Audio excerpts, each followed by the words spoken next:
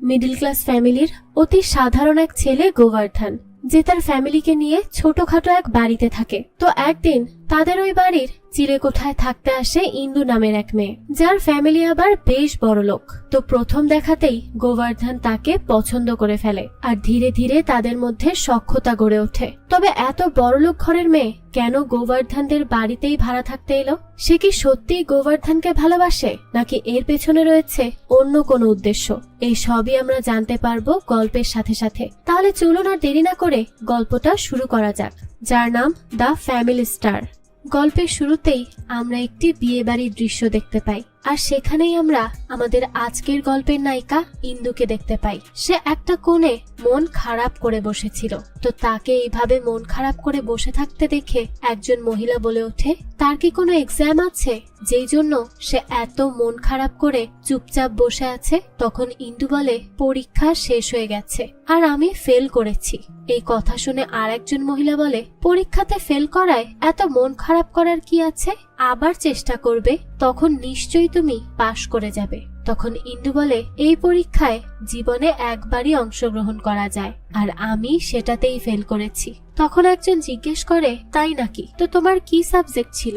জবাবে ইন্দু বলে, এই সাবজেক্টে এত এক্সাইটমেন্ট আছে যা দুনিয়ার অন্য কোনো সাবজেক্টে নেই। আর এখানেই আমরা বুঝতে পারি যে ইন্দু তার জীবনে ভালোবাসার কথা বলছে, আর হয়তো সে তার ভালোবাসার কাছেই হেরে গিয়েছে। তো এরপরই দৃশ্য পরিবর্তন হয়, আর আমাদেরকে ফ্ল্যাশব্যাকে নিয়ে যাওয়া হয়। আর এখানে এন্ট্রি হয় আমাদের এই গল্পের নায়ক গোবর্ধনের, যে একটা বস্তা কাঁধে প্রাণপণে রেশন নেওয়ার জন্য ছুটছে। তো তাকে এভাবে ছুটে আসতে দেখে আশেপাশের অনেকেই দৌড়ানো শুরু করে, যাতে করে তারা গোবর্ধনের আগে পৌঁছাতে পারে। কেননা গোবর্ধন এত বেশি রেশন নেয় যে পরবর্তীতে তারা ঠিক মতো রেশনই পায় না।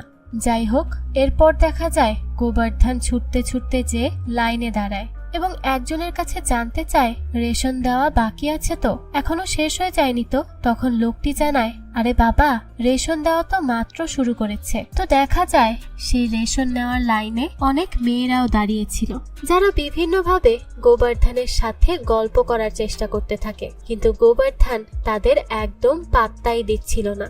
সে তো তার পরিবারের সবকিছু নিয়ে সবসময় ব্যস্ত থাকতে চায়, অন্য কোনো দিকে নজর দেওয়ার তার সময় নেই। তাই সে এসব মেয়েদের পাত্তা না দিয়ে ওখানকার বয়স্ক কিছু মানুষদের সাথে জিনিসপত্রের দাম আর বিষয় নিয়ে আলোচনা করছিল। তো এরপর যখনই তার রেশন নেওয়ার সিরিয়াল আসে, তখনই গোবর্ধন অনেকগুলো আধার কার্ড বের করে, আর এগুলো দেখেই সেই দোকানদারও অবাক হয়ে যায় আর বলে, সে কি মহল্লার সব পেঁয়াজ একাই নিতে চায় নাকি? সে এগুলো নিয়ে কি কালোবাজারি করবে আর পরবর্তীতে ব্যবসা করবে?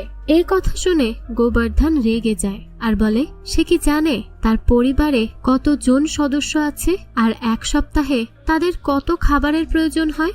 যাই হোক, এরপর বাজার নিয়ে গোবর্ধন তার বাড়িতে ফিরে আসে। তখন সে দেখতে পায় তার ভাবি তার ভাইয়ের ছেলে মেয়েদের জন্য সকালের নাস্তা বানাচ্ছে। তখন সে দেখে তার ভাবি বেশ অনেকখানি ব্যাটার দিয়ে ডোসা বানাচ্ছে। তাই সে তার ভাবিকে বলে, সে এত বেশি ব্যাটার দিয়ে কেন ডোসা বানাচ্ছে? তো এরপর সে তার ভাবিকে বলে সে তাকে দেখিয়ে দিচ্ছে যে কিভাবে ডোসা বানাতে হয়। কিন্তু এই কথা শুনে বাচ্চারা একদমই রাজি হয় না তার হাতে ডোসা খাওয়ার জন্য। কিন্তু গোবর্ধন সেদিকে কোনো গুরুত্বই দেয় না আর নিজে নিজেই ডোসা বানানো শুরু করে। তো আমরা দেখি গোবর্ধন এতই বেশি পাতলা করে ডোসা বানায় যে সেই ডোসা ফু দিয়ে বাতাসে ওড়ানো যাবে। অন্যদিকে আমরা দেখি গোবর্ধনের বড় ভাবি তার ছেলেকে বেশ বকাবকি করছে, কারণ সে স্কুলের জন্য নতুন জুতো যাচ্ছে। তো এইসব কথাবার্তা শুনে গোবর্ধন সেখানে চলে আসে আর তার ভাবিকে থামায়, আর ওই বাচ্চাকে বলে সে যেন কোনো চিন্তা না করে, সে বিকালে বাড়ি ফেরার সময় নতুন জুতো কিনে আনবে। এ কথা শুনে বাচ্চাটিও বেশ খুশি হয়ে যায়। তখন গোবর্ধন তার ভাবিকে জিজ্ঞাসা করে, ভাইয়া কখন এসেছে? উত্তরে তার ভাবি বলে, জানি না কখন এসেছে, আমি যতক্ষণ জেগেছিলাম ততক্ষণ তো আসেনি, তাই বলতে পারবো না। গোবর্ধন তখন তার ভাবিকে বলে যে সব ঠিক হয়ে যাবে, তুমি এত চিন্তা করো না, আসলে খারাপ অভ্যাস তো এত সহজে যায় না, তাই না? একটু সময় তো লাগবেই। তো এর উত্তরে তার ভাবি আর কিছুই বলে না আর ছেলেকে নিয়ে ওখান থেকে চলে যায়। আসলে তার বড় ভাই মাদকাসক্ত ছিল।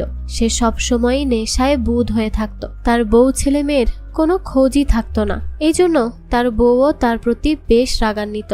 যাই হোক, তো পরবর্তীতে আমরা গোবর্ধনকে দেখি। সে বাড়ির বাচ্চাদেরকে স্কুলের বাসে উঠিয়ে দিতে আসে। তো সেখান থেকে ফেরার পথে এক প্রতিবেশী মহিলার সাথে তার দেখা হয়, যে তার ভাইকে মাতাল বলে উল্টো পাল্টা মন্তব্য করতে থাকে। তখন গোবর্ধনের অনেক রাগ হয়ে যায় আর তাকে তার উচিত জবাব দিয়ে তার মুখ বন্ধ করে দেয়।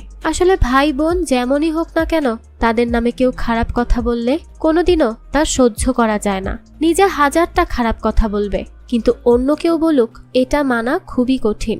যাই হোক, পরবর্তীতে গোবর্ধন দ্রুত রেডি হয়ে নেয় তার জবে যাওয়ার জন্য। সেই সময় তার আর এক ভাই তার কাছে আসে। সে তার নতুন বিজনেসের জন্য গোবর্ধনের থেকে কিছু টাকা চায়। গোবর্ধন তখন বলে, এখন তো নেই, তবে 2 দিনের মধ্যে টাকা ম্যানেজ করে দিব।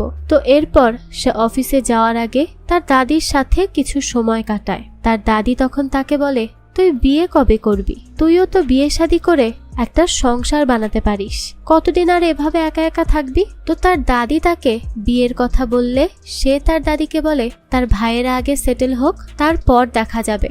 সে আরো বলে সে আসলে বিয়ে করতে ভয় পায়, কারণ সে যাকে বিয়ে করবে সেই মেয়ে যদি কোনো কারণে ভালো না হয় আর সে যদি তাদের পরিবারে এসে তাদের পরিবারের মধ্যে ভাঙনের সৃষ্টি করে, তখন কি হবে? আর তাছাড়া তার ভাইয়ের ছেলে মেয়েরা তো তারই ছেলে মেয়ে, তাই বিয়ে করার এখন সে কোনো প্রয়োজন মনে করছে না। তো এতে করে আমরা বুঝতে পারি গোবর্ধন তার পরিবারের প্রত্যেকটা সদস্যের প্রতি কত যত্নবান এবং সকলকে সে কতটা ভালোবাসে।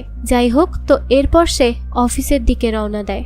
অফিসে যাওয়ার সময় বাইকের পেট্রোল বাঁচানোর জন্য সে বিভিন্ন পদ্ধতি অবলম্বন করে, যেমন কখনো পায়ের সাহায্যে মোটরসাইকেল চালায়, আবার কখনো কোনো চলমান গাড়ি ধরে সেই গতিতে বাইক চালায়। তারপর সে মাত্র 23 টাকার পেট্রোল বাইকে ভরে নেয়, কেননা এভাবে ছোট ছোট সঞ্চয় করেই সে তার পুরো পরিবারকে খুশি রাখতে চায়। তো অফিসে পৌঁছানোর পরে গোবর্ধন একটি মিটিংয়ে যায় আর তার প্রজেক্ট শো করে। তার ল্যাপটপটি প্রজেক্টরের সাথে কানেক্ট করার জন্য সে তার বসকে বলে যে সে যাতে ল্যাপটপের তারটি টেনে ধরে থাকে, কেননা তার ল্যাপটপে কিছু সমস্যা আছে। তো তার এই অবস্থা দেখে সবাই বেশ অবাক হয় আর তার দিকেই অবাক দৃষ্টিতে তাকিয়ে থাকে, কিন্তু গোবর্ধন সেদিকে কোনো নজরই দেয় না আর নিজের মতোই তার এই প্রজেক্টটি প্রেজেন্ট করতে থাকে। তার প্রজেক্টটি ছিল মিডল ক্লাস ফ্যামিলির জন্য, আর এটা ছিল 600 স্কোয়ার ফিটের ভেতরে 3টি বেডরুমের ডিজাইন করা একটি ফ্ল্যাট।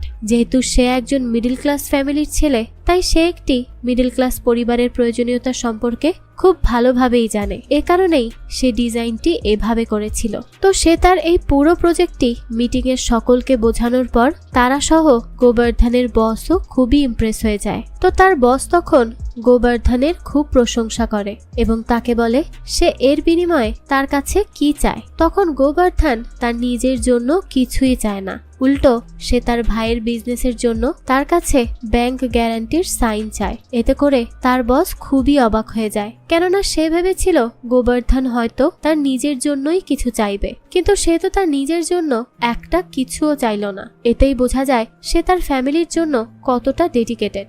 এরপরে গোবর্ধনের কাছে তার অফিসেরই একটি মেয়ে আসে, যে তাকে গত 3 বছর যাবৎ প্রপোজ করে যাচ্ছিল, কিন্তু গোবর্ধন তাকে বারবারই রিজেক্ট করত, কেননা মেয়েটা তাকে কিছু কন্ডিশন দিয়েছিল। তো আমরা বুঝতে পারি এই মেয়েটা গোবর্ধনকে তার পরিবারের থেকে আলাদা করতে চেয়েছিল। কারণ হিসেবে সে বলে প্রত্যেকটি মেয়ে চায় তার জীবন সঙ্গীর প্রথম প্রায়োরিটি হতে, কিন্তু গোবর্ধনের প্রায়োরিটি তো কেবলই তার পরিবার, তার ভাইয়ের সংসার, তার ভাইয়ের ছেলে মেয়ে। এ কারণেই গোবর্ধন তাকে অ্যাকসেপ্ট করেনি। আসলে যদি কাউকে সত্যিকারের ভালোবাসা যায় না, তাহলে সেই মানুষটার সাথে তার পরিবারকেও নিজের বলে মনে হয়, তখন আর তাকে আলাদা করার কোনো প্রশ্নই আসে না। যাই হোক, তো রাতের বেলা অফিস থেকে ফেরার পথে সে যখন তার বড় ভাইকে আনতে যায়, তখন দেখা যায় সে একটা বারে বসে মদ খাচ্ছিল। তখন সে তার ভাইকে নিতে গেলে তার ভাই কোনোভাবেই তার সাথে যায় না, উল্টো সে একটা অটোতে চড়ে বসে। আর তখন দেখা যায় গোবর্ধনও তার ভাইয়ের সাথে কথা বলে না।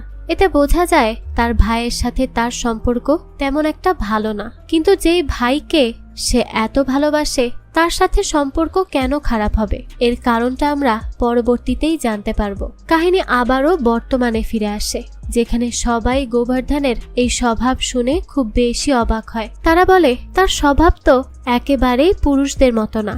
ইন্দু তখন এই কথার প্রতিবাদ করে আর বলে চুপচাপ থাকা মানেই দুর্বলতা না। এতে করে আমরা বুঝতে পারি সে এখনো গোবর্ধনকেই ভালোবাসে।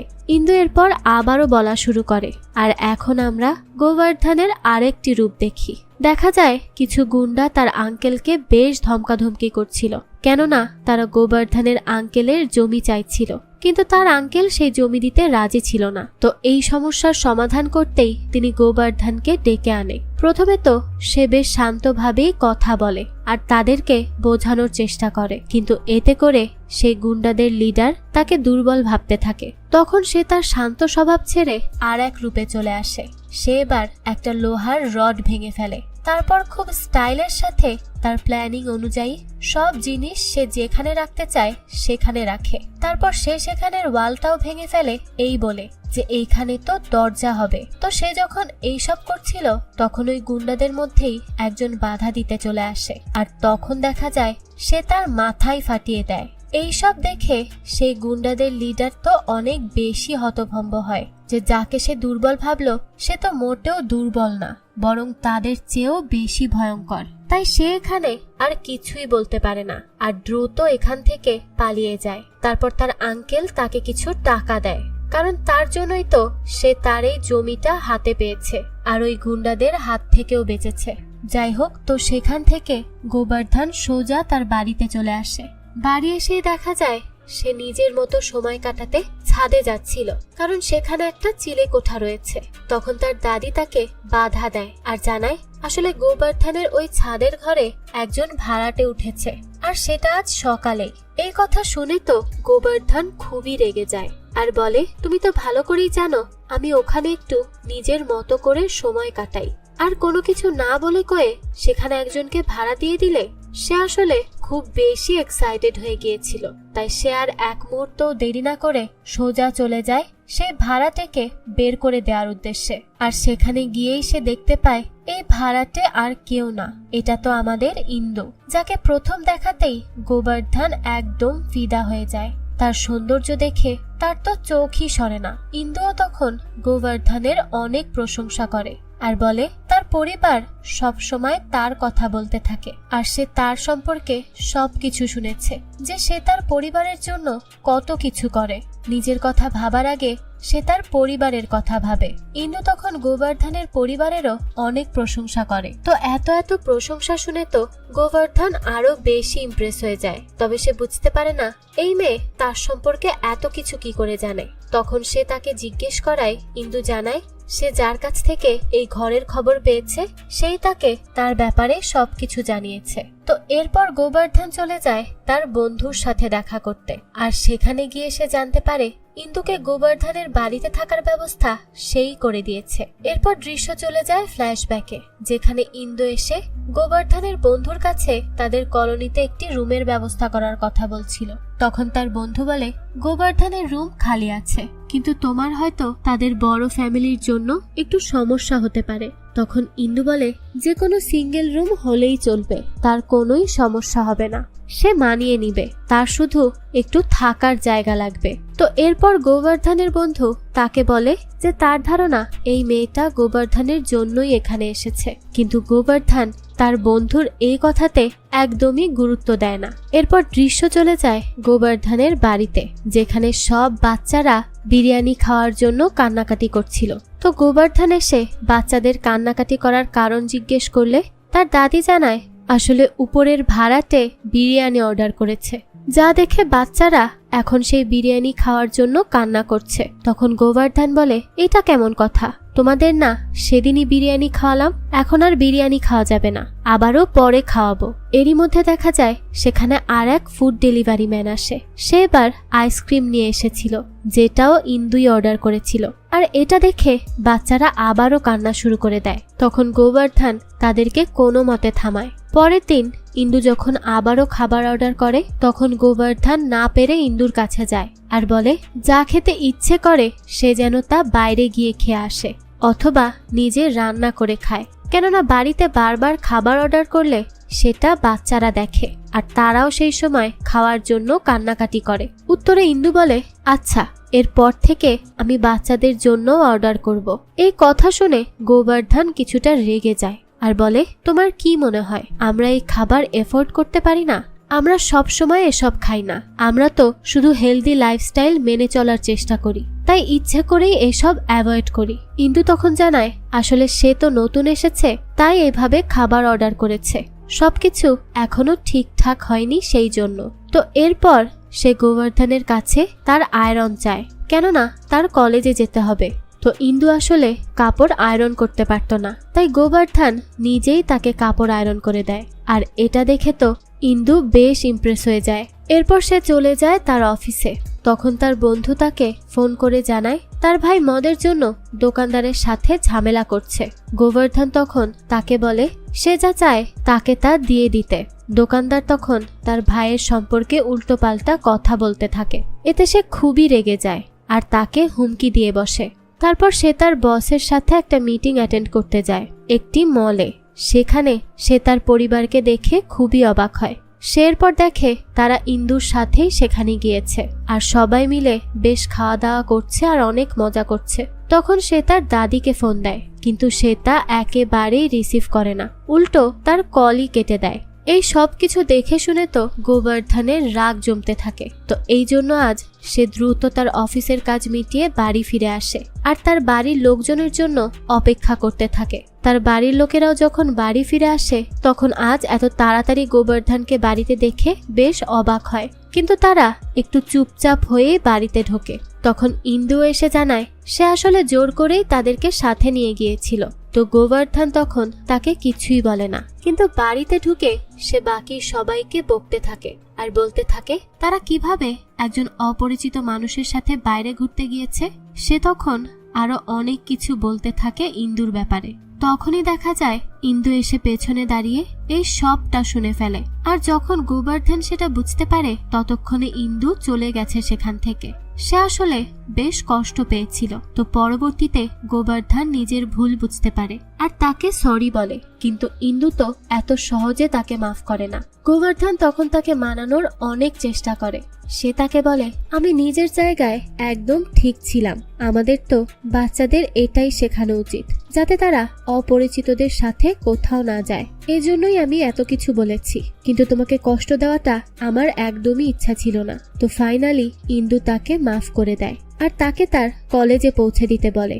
গোবর্ধন বলে কলেজে গেলে তো তাকে আরো 40 কিলোমিটার এক্সট্রা চালাতে হবে, তাই সে যদি তাকে 1 লিটার পেট্রোল ভরিয়ে দেয় তবে সে তাকে পৌঁছে দিবে তার কলেজে। সে আরো বলে যেহেতু সে একজন মিডল ক্লাস মানুষ তাই একটু হিসেব করেই চলতে হয়। তখন ইন্দু তাকে আর কিছুই বলে না, তার সাথে যেতে রাজি হয়ে যায় আর বলে সে তাকে পেট্রোল ভরে দিবে, তাই এটা নিয়ে চিন্তা করতে হবে না। যাই হোক, এরপর গোবর্ধন ইন্দুকে তার কলেজে নামিয়ে দেয়। এরপর থেকেই দেখা যায় তারা অনেক সুন্দর সময় কাটাতে থাকে। তারা একে অপরের বন্ধু হয়ে ওঠে। ইন্দু এখন গোবর্ধনের পরিবারের সাথে মিশে যায়। গোবর্ধন ইন্দুকে অফিসে নিয়ে যায়। তারা একসাথে পরিবারের সাথে দিওয়ালিও পালন করে। এভাবে তারা ধীরে ধীরে একে অপরকে ভালোবাসতে শুরু করে। এরপর একদিন তাদের বাড়িতে এক অপরিচিত লোক আসে।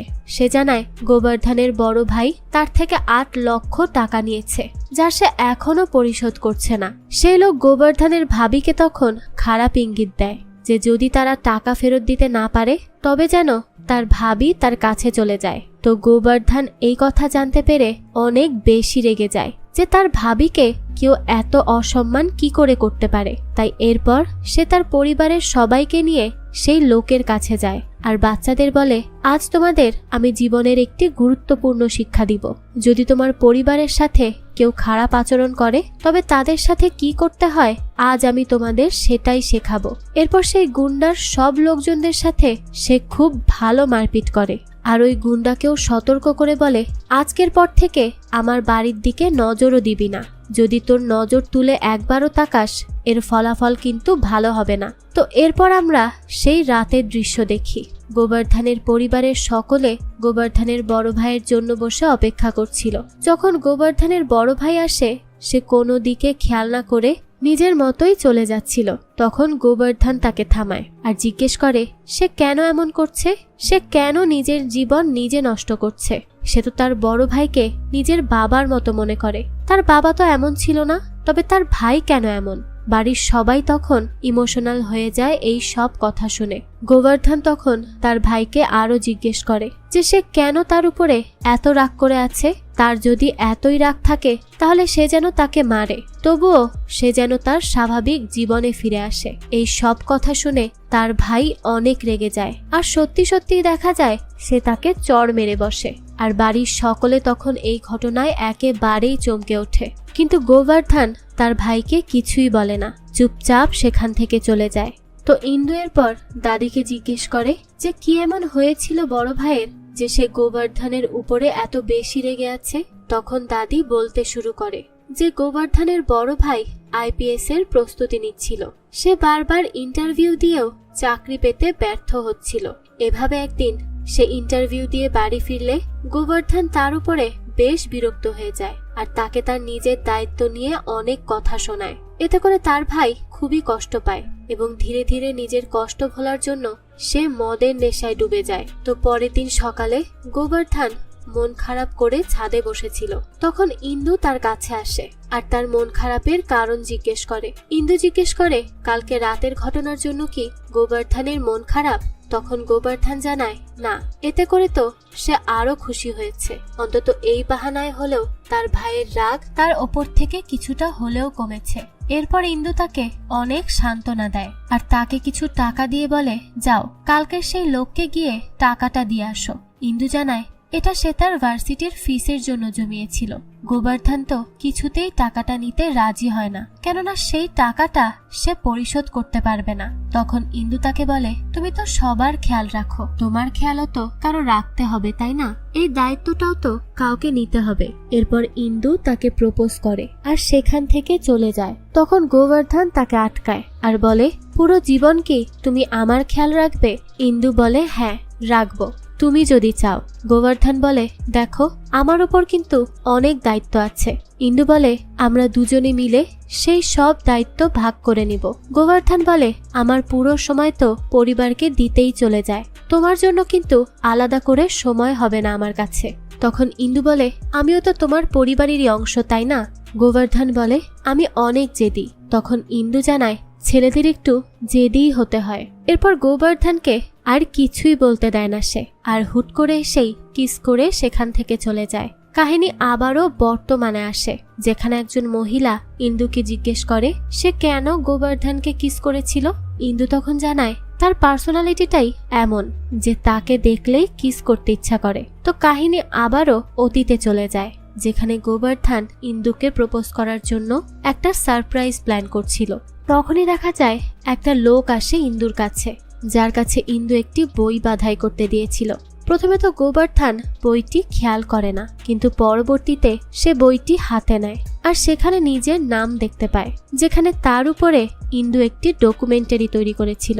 তার মিডল ক্লাস জীবনের সমস্ত খুঁটিনাটি বিষয় ইন্দু তুলে ধরেছিল সেই বইটিতে, যেমন গোবর্ধনের ফ্যামিলি ব্যাকগ্রাউন্ড, তার ইনকাম, সে কি ফোন চালায়, সে কি বাইক ব্যবহার করে, তার পরিবারের সমস্যা, তার অর্থনৈতিক অবস্থা, এই সমস্ত কিছু ইন্দু সেই বইয়ে লিখেছিল। এই সব দেখে তো গোবর্ধন হতভম্ব হয়ে যায়। তার বন্ধুও সেই বইটি দেখে আর বলে তাহলে কি এই থিসিস লেখার জন্যই ইন্দু গোবর্ধনের সাথে ভালোবাসার নাটক করেছিল, এজন্যই সে এখানে এসেছিল। গোবর্ধন এরপরে সেই বইটি নিয়ে চলে যায় সোজা ইন্দুর ভার্সিটিতে, যেখানে ইন্দুর টিচার সহ তার সকল বান্ধবীরা তার অনেক প্রশংসা করছিল। তারা বলছিল যে থিসিসের জন্য সে একদম সেই পরিবারের সাথে মিশে গিয়েছে, সে নিজেও একজন মিডল ক্লাসের মতোই তাদের সাথে থেকেছে, এজন্য তো তাকে বেস্ট অ্যাক্টরের পুরস্কার দেওয়া উচিত। তো তারা যখন এসব কথা বলছিল, গোবর্ধন তখন সেখানে পেছনে এসে উপস্থিত হয় আর তাদের সকল কথা শুনে ফেলে। আর ইন্দুর উপর সে আরো রেগে যায়। সে ভাবতে থাকে ইন্দু তার সাথে কত বড় নাটক করেছে। তো ইন্দু তখন তাকে বোঝানোর অনেক চেষ্টা করে, কিন্তু গোবর্ধন তার কোনো কথাই শুনতে রাজি ছিল না। সে ইন্দুর উপর একভাবে চিল্লাতে থাকে। এতে ইন্দুর এক বান্ধবী গোবর্ধনের উপর খুব বিরক্ত হয় আর তাকে বলে সে হুট করেই তাদের সামনে পড়ে গিয়েছিল, তাই ইন্দু তাকে নিয়ে থিসিস লিখেছে। তার আলাদা কোনো ইন্টেনশন ছিল না। এতে এত রেগে যাওয়ার কি আছে? একটা বই তো লিখেছে, তাও তার বিষয়ে। এতে তো তার খুশি হওয়ার কথা, তা না করে সে উল্টো খারাপ ব্যবহার করছে। ইন্দু তখন তাকে থামায় আর গোবর্ধনকে বোঝানোর জন্য কিছু বলতে যায়, কিন্তু তার আগেই দেখা যায় গোবর্ধন তাকে সবার সামনে একটা চড় মেরে বসে আর তার পার্সোনাল লাইফের কথা পাবলিকলি পারমিশন ছাড়া লেখার জন্য তাকে অনেক অপমান করে। এরপর সে কিছু লেখা পড়েও শোনায় আর ইন্দুকে বলে, তুমি আমাদের সম্পর্কে এমন ভাবো? এটা কোনো থিসিস না, এটা আমার পরিবার নিয়ে তোমার জাজমেন্ট। ইন্দু তখন তাকে বলে যে সে তাকে ভুল বুঝছে, কিন্তু গোবর্ধন তার কোনো কথাই শুনতে রাজি ছিল না। সে ইন্দুর চরিত্র নিয়েও তখন অনেক কিছু বলে আর সেখান থেকে চলে যায়। আর ইন্দু তো অসহায়ের মতোই দাঁড়িয়ে থাকে। এরপর গোবর্ধন অফিসে আসে, কিন্তু অফিসে এসেও সে কোনো কাজেই মনোযোগ দিতে পারছিল না। সে কেবল ইন্দুর ওইসব কথাই ভাবছিল। তখনই তার ল্যাপটপে একটা ছবি চোখে পড়ে। এরপর দৃশ্য চলে যায় একটা বড় কোম্পানিতে। আমরা জানতে পারি এই কোম্পানির ওনার গোবর্ধনকে জব অফার করেছিল, কিন্তু গোবর্ধন তার রিজেক্ট করেছিল। তার ফ্যামিলির থেকে দূরে থাকতে হবে এই জন্য। কিন্তু এখন গোবর্ধন যে কোনো মূল্যেই এই কোম্পানিতে কাজ করতে চায়। সে কোম্পানির ওনারকে অনেক রিকোয়েস্ট করে। যেহেতু সে আগে থেকেই গোবর্ধনের কোয়ালিফিকেশন সম্পর্কে জানে, তাই সে গোবর্ধনকে অ্যাপয়েন্টমেন্ট দিতে রাজি হয়ে যায়। তখন গোবর্ধন তার কাছে আবারও রিকোয়েস্ট করে যে সে কি তাকে 2 বছরের স্যালারি অ্যাডভান্স দিতে পারবে। এর জন্য তাকে যা করতে হয় সে সব কিছু করতে রাজি আছে। বসও তখন তার কথায় রাজি হয়ে যায়। তারপর গোবর্ধন সেই টাকা নিয়ে সেই সব কিছু কেনে যা ইন্দু তার থিসিসে লিখেছিল। সে প্রথমে লেটেস্ট মডেলের আইফোন কেনে আর ইন্দুকে ফোন দিয়ে বলে সে তো তার থিসিসে লিখেছিল গোবর্ধনের ফোনের স্ক্রিন ভাঙা, এখন যাতে সেখানে লিখে নেয় গোবর্ধন এখন লেটেস্ট মডেলের ফোন ব্যবহার করে। গোবর্ধন আরো বলে 1 সপ্তাহের মধ্যে ইন্দুর থিসিসের সব কিছু তার বদলাতে হবে। তো ইন্দু তখন কিছু বলতে গেলে গোবর্ধন তাকে ধমকে ফোন কেটে দেয়। এরপর দেখা যায় গোবর্ধন নতুন বাইকও কিনে নেয়, কেননা ইন্দু তার থিসিসে লিখেছিল যে গোবর্ধনের বাইকটি অনেক পুরনো, যা মাঝে মাঝে চলতে চলতেই থেমে যায়। এরপর সে বাচ্চাদেরকে সরকারি স্কুল থেকে বদলে একটা দামি প্রাইভেট স্কুলে ভর্তি করিয়ে দেয় আর তার ভাবি আর দাদিকে অনেক দামি শাড়ি আর গহনা কিনে দেয়। এরপর ইন্দুকে ফোন করে সে ভিডিও কলে এই সব কিছু দেখায়, কেননা ইন্দু এসবের কথাও তার থিসিসে লিখেছিল। আসলে ইন্দুর তো গোবর্ধনকে অপমান করার কোনো ইচ্ছাই ছিল না, কিন্তু গোবর্ধন তো তার সবকিছুকেই নেগেটিভ মনে করতে থাকে। যাই হোক, এরপর দেখা যায় গোবর্ধন তার নতুন অফিসে যায় আর সেখানে গিয়ে ইন্দুকে ফোন করে তার পুরো অফিসটা ঘুরিয়ে দেখায়। ইন্দু তাকে তখন কিছু বলতে চায়, কিন্তু সে ইন্দুর কোনো কথাই শুনতে চায় না।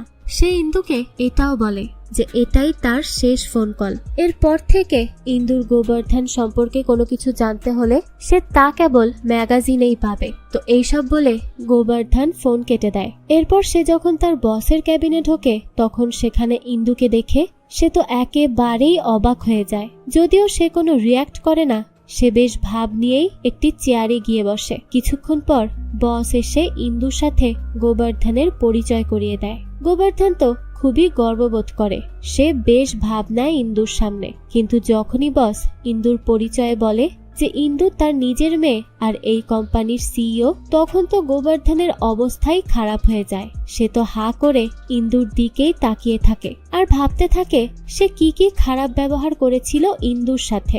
এরপর দৃশ্য চলে যায় একটি ব্রিজের উপর, যেখানে গোবর্ধন তার বন্ধুদেরকে এই সব কিছু বলছিল। সে বলে সে ওই কোম্পানিতে জব করবে না, সে বাড়ি বন্ধক রেখে টাকা ফেরত দিয়ে দিবে। তখন তার বন্ধু বলে একটা বাড়ি সে কতবার বন্ধক রাখবে? এটা হোয়াইট হাউস না, এটা তার ছোট্ট একটা বাসা মাত্র।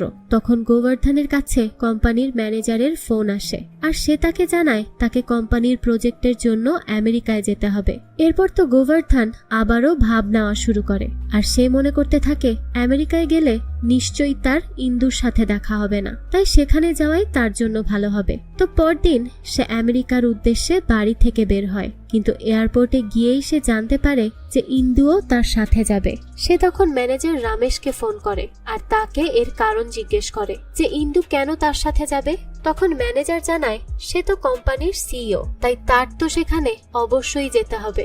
তখন গোবর্ধন বলে তাদের সিট যেন আলাদা জায়গায় হয়। তখন রমেশ বলে আলাদাই তো হবে, ইন্দু তো যাবে বিজনেস ক্লাসে আর গোবর্ধনের সিট তো ইকোনমি ক্লাসে। এই কথা শুনে গোবর্ধন আবারও রেগে যায় আর বলতে থাকে তার সিটও যেন বিজনেস ক্লাসেই হয়, না হলে সে কোনোভাবেই যাবে না আমেরিকায়। তখন রমেশ তাকে কোনোভাবে থামায় আর জানায় ঠিক আছে, সে যেন এত রেগে না যায়, সে তার জন্য বিজনেস ক্লাসে সিটের ব্যবস্থা করে দিবে। এরপর ফ্লাইটে উঠে গোবর্ধন ভিডিও কল করে তার পরিবারকে আর এই বিজনেস ক্লাসের কেবিনগুলো দেখায়। এরপর সেখানকার এক মহিলা জিজ্ঞেস করে তার কি বিয়ে হয়েছে। এই কথা শুনে তো গোবর্ধন খুব ভাব দেখানো শুরু করে আর বলে তার সাথে যারই দেখা হয় সেই তাকে এই একই প্রশ্ন করে। সে বলে নিশ্চয়ই আপনার কোনো মেয়ে আছে আর যার জন্য আপনি এই কথা জিজ্ঞেস করছেন। তখন সেই মহিলাটি উত্তরে বলে না, তুমি এখনো অনেক সাধাসিধে, যদি বিয়ে করো তাহলে কোনো বুদ্ধিমান মেয়েকেই বিয়ে করো, বুঝেছো। এই কথা শুনে তো গোবর্ধন অনেক রেগে যায়, তার এইসব আসলে খুব ইগোতে লাগছিল। যাই হোক, তো এরপর আমেরিকাতে পৌঁছানোর পরে একটা বড় গাড়ি এসে ইন্দুকে নিয়ে যায় আর গোবর্ধনের জন্য সেখানে ছিল একটা ছোট গাড়ি। আর এর কারণ জানতে চাইলে তাকে রিসিভ করতে আসা ব্যক্তি, যার নাম সামার্থ, সে জানায় বড় গাড়ি কোম্পানির মালিকদের জন্য আর এমপ্লয়ীদের জন্য ছোট গাড়ি। এরপর হোটেলে পৌঁছানোর পর সে জানতে পারে তার জন্য ব্যবস্থা করা হয়েছে ছোট হোটেলের, অর্থাৎ মোটেল আর কি, আর ইন্দু থাকবে বড় ম্যানশনে। এটা জানতে পেরে সে ইন্ডিয়া যাওয়ার জন্য বাহিরে গিয়ে বসে থাকে। তখন ইন্দু ফোন করে সামার্থের কাছে জানতে চায় গোবর্ধনের কি অবস্থা। তখন সামার্থ তাকে এই সব কিছু জানায়। তো ইন্দু তাকে ফোনের স্পিকার অন করে গোবর্ধনের কাছে নিয়ে যেতে বলে। এরপর ইন্দু তাকে বলে সে যেন এই ইগো আর সেলফ রেসপেক্টের গেমটা পরে খেলে, কারণ এরকম সুযোগ সে জীবনে বারবার পাবে না, তাই সে যেন এই সুযোগটা কাজে লাগায় আর এত ঝামেলা না করে। তো এরপর থেকে গোবর্ধন সত্যিই তার কাজে মনোযোগ দেয়, কিন্তু সে ইন্দুকে বিরক্ত করতে ছাড়ে না। সে এরপর থেকেই অফিসে থাকা শুরু করে। এই কথা বলে যে হোটেলে থাকতে তার সমস্যা হয় আর হোটেল অফিস থেকে বেশ দূরে। এরপর দেখা যায় সে লুঙ্গি পরেই অফিসের মধ্যে ঘুরে বেড়ানো শুরু করে আর সেখানকার ইংরেজিদেরও সে তার নিজের মতোই বানিয়ে ফেলতে থাকে। তখন সামার্থ ইন্দুকে বলে একে এখনই থামানো দরকার, না হলে খুব বেশি বাড়াবাড়ি হয়ে যাবে। তখন ইন্দু তার ম্যানশনেই গোবর্ধনের থাকার ব্যবস্থা করে দেয়। তারপর তারা প্রজেক্টটি নিয়ে কাজ করতে থাকে। কিন্তু প্রেজেন্টেশনের দিন গোবর্ধন ইন্দুর সাথে আলোচনা না করেই নিজের আইডিয়া সবার সামনে প্রেজেন্ট করে। এতে করে ইন্দু বেশ কষ্ট পায়। সে জানায় এরপর থেকে কোনো কিছু প্রেজেন্ট করার আগে সে যেন তাকে জানায়, কেননা সে এই কোম্পানির সিইও। এই কথা শুনে গোবর্ধন সামার্থকে বলে ইন্দু তাকে হিংসা করে, এজন্যই সে এসব কথাবার্তা বলছে। এরপর আরো অনেক উল্টো পাল্টা কথা বলতে থাকে সে। সামার্থ তাকে জিজ্ঞেস করে সে কেন ইন্দুর উপর এত রাগ। তখন গোবর্ধন বলে যদি কেউ তোমার গোসল করা দেখে আর সেটা নিয়ে বই লেখে তোমার কেমন লাগবে, আর যদি কেউ তোমার সাথে সাথে তোমার পরিবারের সকলের গোসল করা দেখে আর তা নিয়ে বই লেখে তোমার তাহলে কেমন লাগবে বলতো। এ কথা শুনে তো সামার্থ খুবই অবাক হয়ে যায় আর ভাবতে থাকে তার ম্যাডাম কিভাবে এ ধরনের কাজ করতে পারলো। দৃশ্য পরিবর্তন হয় পরের দিন, যেখানে একটা ছেলে বাজেভাবে ইন্দুকে দেখতে থাকে। সে ইন্দুর ভিডিও করে নেয়। গোবর্ধন এটা বুঝতে পেরে তাকে অনেক মারধর করে। তখন ছেলেটি বলে সে ইন্দুকে বিয়ে করতে চায়। এই কথা শুনে গোবর্ধন তাকে আরো কিছুক্ষণ মারে। ইন্দু বুঝতে পারে গোবর্ধন হয়তো তার জন্য ওই ছেলেদেরকে মারছে আর এতে সে বেশ খুশি হয়। তখন গোবর্ধন বলে আসলে ওই ভিডিওতে গোবর্ধন চলে এসেছিল, তাই সে তাদেরকে মেরেছে, ইন্দুর ভিডিও করার জন্য সে তাদেরকে মারেনি। তখন সামার্থ এসে ইন্দুকে বলে সে ওই ছেলেদেরকে ইন্দুর ভিডিও করার জন্যই মেরেছে, কিন্তু নিজের ইগোর জন্য তার স্বীকার করছে না। তার মনে ইন্দুর জন্য এখনো ফিলিংস আছে, কিন্তু ইন্দু তার এবং তার পরিবারের গোসল করা নিয়ে বই লেখায় সে তার উপর রেগে আছে। ইন্দু তো এই কথা শুনে সামার্থকে একটা চড় মেরে দেয় আর বলে তোমার এসব ফালতু কথা বন্ধ করো তো। সামার্থ তখন জিজ্ঞেস করে ইন্দুকে এসব করেনি, তখন ইন্দু জানায় সে গোবর্ধনের জীবন নিয়ে বই লিখেছে আর এজন্যই সে এত নাটক করছে। তখন সামার্থ অবাক হয়ে জিজ্ঞেস করে, তাকে নিয়ে বই লেখার কি আছে, সে তো একজন সাধারণ মানুষ। তখন ইন্দু বলে, কে বলেছে সে কোনো সাধারণ মানুষ নয়। এরপর দৃশ্য চলে যায় রাতের বেলা, যখন গোবর্ধনের ফোনে তার স্যালারির মেসেজ আসে, কিন্তু সে দেখে 3 লাখের পরিবর্তে তার স্যালারি এসেছে মাত্র 30,000। সে যখন তাদের ম্যানেজারের কাছে এর কারণ জিজ্ঞেস করে, তখন ম্যানেজার রমেশ তাকে জানায় সে যেহেতু বিজনেস ক্লাসের ফ্লাইটে করে এখানে এসেছে, তাই সেই টাকা তার বেতন থেকেই কেটে নেওয়া হয়েছে, তাই সে এতটুকুই বেতন পেয়েছে। কোম্পানি এমপ্লয়ীদের জন্য ইকোনমি ক্লাসেরই টিকিট দিয়ে থাকে, কিন্তু সেই তো চেয়েছিল বিজনেস ক্লাসে আসতে। তো এ কথা শোনার পর তো গোবর্ধনের মাথায় আকাশ ভেঙে পড়ে, কারণ সে তো এমনিতেই অ্যাডভান্স স্যালারি নিয়েছিল, তার উপর আবার বাড়ির বাচ্চাদেরকে ভালো স্কুলেও ভর্তি করিয়েছে। এই সব কিছু সে কিভাবে দিবে সেটাই বুঝতে পারে না। তো ম্যানেজার জানায় গোবর্ধন যেন ইন্দুকে বলে তার এই সমস্যার সমাধান করে নেয়। গোবর্ধন তখন ইন্দুকে খুব ভাব দেখিয়ে বলে যে রমেশকে ফোন দিয়ে তার স্যালারি ঠিক করে দিতে। ইন্দু কিছুই বলে না আর সেখান থেকে চলে যায়। তখন সামার্থ এসে তাকে বলে, বসদের সাথে এভাবে কথা বললে তার কাজ কখনোই হবে না, তাকে রিকোয়েস্ট করে বলতে হবে। তখন গোবর্ধন বলে সে মরে গেলেও ইন্দুকে কখনো রিকোয়েস্ট করবে না। সে সামার্থকে জিজ্ঞেস করে সে কি গোবর্ধনকে কোনো ছোটখাটো কাজের ব্যবস্থা করে দিতে পারবে, যেটা করে সে টাকা ইনকাম করতে পারে, যেরকমটা মুভিতে হিরোরা বিপদে পড়লে করে থাকে। তখন সামার্থ তাকে প্রস্টিটিউট বানিয়ে এক জায়গায় নিয়ে যায়, যেখানে মেয়েরা এসে তাকে ঘিরে ধরে। তখন গোবর্ধন সেখানে ইন্দুকে দেখতে পায়। সে ইন্দুর কাছে সাহায্য চায় আর সেই মেয়েদের বলে, আমি এই মেয়ের বয়ফ্রেন্ড, আমরা খুব দ্রুতই বিয়ে করব। এখন আমি যদি তোমাদের সাথে যাই তবে এ আমাকে খুন করে ফেলবে। তখন ইন্দুও তাদের হাত থেকে গোবর্ধনকে বাঁচিয়ে নেয় আর সামার্থকে বলে সে যেন গোবর্ধনকে বলে দেয় যে গোবর্ধন যেন এরপর থেকে আর এমন কোনো কাজ না করে যে জন্য তার কোম্পানির রেপুটেশন খারাপ হয়। তো পরের দিন দেখা যায় গোবর্ধনের কাছে তার বাড়ি থেকে ফোন আসে। সে জানতে পারে তার বাড়িতে 3 লাখ টাকা পৌঁছে গিয়েছে। সে বুঝতে পারে ইন্দুই টাকাটা পাঠিয়েছে। আর ইন্দু সবাইকে এটাও বলে দিয়েছে যে যতদিন প্রজেক্ট চলবে গোবর্ধনের যেন কোনো রকমের ফাইন্যান্সিয়াল প্রবলেম না হয়। গোবর্ধন এরপরে ইন্দুকে গিয়ে ধন্যবাদ জানায়, এতে করে ইন্দুও অনেক খুশি হয়ে যায়। এরপর থেকে তারা বেশ ভালোভাবেই থাকতে শুরু করে আর নিজেদের কাজ করতে থাকে। তাদের ভেতরের সম্পর্ক ধীরে ধীরে স্বাভাবিক হতে থাকে। এর মধ্যেই কোম্পানির বস আসে। সে এসেই প্রজেক্টের সাকসেসের সব ক্রেডিট ইন্দুকে দিয়ে দেয়, কিন্তু এতেও গোবর্ধন মন খারাপ করে না, বরং সে খুশি হয়। এভাবে করেই তারা বেশ ভালো সময় কাটাচ্ছিল। এরপর দৃশ্য আবারও বর্তমানে আসে। তখন একজন মহিলা ইন্দুকে জিজ্ঞেস করে, তাহলে তো আপনাদের ভেতরের সম্পর্ক বেশ ভালো হয়ে গিয়েছিল, তাহলে সমস্যাটা কোথায় হয়েছিল? তখন কাহিনী আবারও ফ্ল্যাশব্যাকে যায়। একদিন এক পার্টিতে গিয়ে ফ্লাইটের সেই মহিলার সাথে গোবর্ধনের দেখা হয়। গোবর্ধনকে সে বলে যে তাকে এবং ইন্দুকে একসাথে খুব সুন্দর লাগে। সে আরো জিজ্ঞেস করে সে কি ইন্দুকে ভালোবাসে। তখন গোবর্ধন উত্তর দেয় সে তাকে ভালোবাসতো, কিন্তু সে তাকে ধোঁকা দিয়েছিল আর এ কথা সে কখনোই ভুলতে পারবে না। তারা এখন একসাথে আছে শুধুমাত্র এই প্রজেক্টটা সুন্দরভাবে শেষ করার জন্য, যাতে করে ইন্দু তাদের কোম্পানি আমেরিকাতে খুলতে পারে আর গোবর্ধন তার ফ্যামিলিকে সাপোর্ট করতে পারে। এছাড়া আর কিছুই নেই তাদের মাঝে। এই সব কথা ইন্দু পেছন থেকে শুনে ফেলে আর সে অনেক বেশি দুঃখ পায়, কারণ সে তো গোবর্ধনকে এখনো অনেক বেশি ভালোবাসে। তো এই সব কথা শোনার পর সে গোবর্ধনের সাথে কথা বলাই বন্ধ করে দেয়। গোবর্ধন এর কারণ জানতে চাইলে ইন্দু বলে সে কোনো থিসিস লেখার উদ্দেশ্যে তাকে ভালোবাসেনি, থিসিস লিখতে লিখতেই সে তাকে সত্যিকারের ভালোবেসে ফেলেছে। যাই হোক, তো এরপর তারা দেশে ফিরে আসে। কিছুদিন পরে